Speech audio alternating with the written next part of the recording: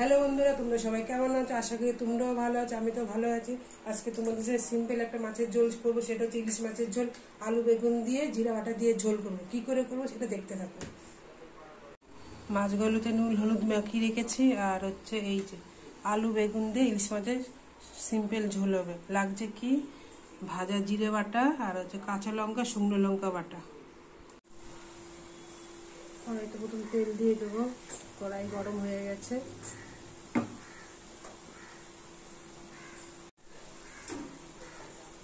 মাছগুলো ভেজে নেব।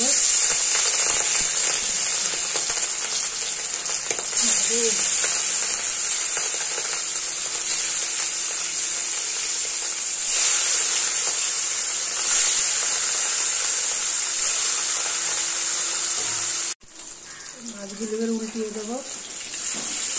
ইলিশ মাছ বেশি ভাজতে হয় না, হালকা ভাজতে হয়। বেশি ভাজলে মাছের টেস্ট থাকে না। মাছগুলো পুরো ভাজা হয়ে গেছে, এবার তুলে নেব করে।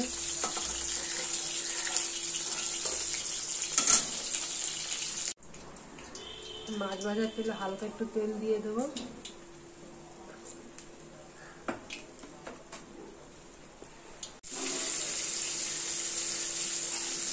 একটু হলুদ দিয়ে দেবো।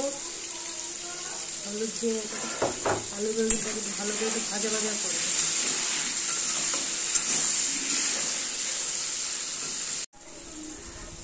আলু বেগুনটা ভাজা ভাজা হয়ে গেছে।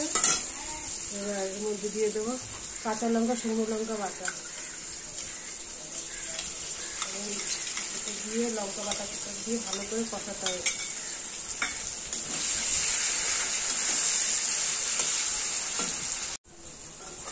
মশলা পুরো কষানো হয়ে গেছে। এবার এর মধ্যে জল দিয়ে দেবো। জল দিয়ে ফুটাবো।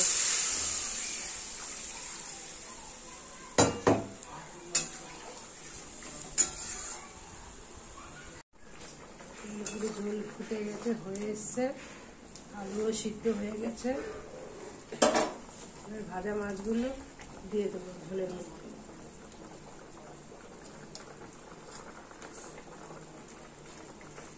দিয়ে হালকা একটু ফুটিয়ে নামিয়ে নেব। আমার মাছের ঝোল পুরো হয়ে গেছে। নামানোর আগে জিরে বাটা দিয়ে দেবো।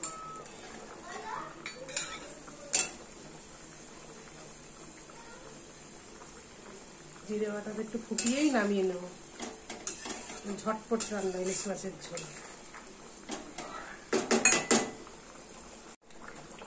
হয়ে গেছে, নামিয়ে নেব।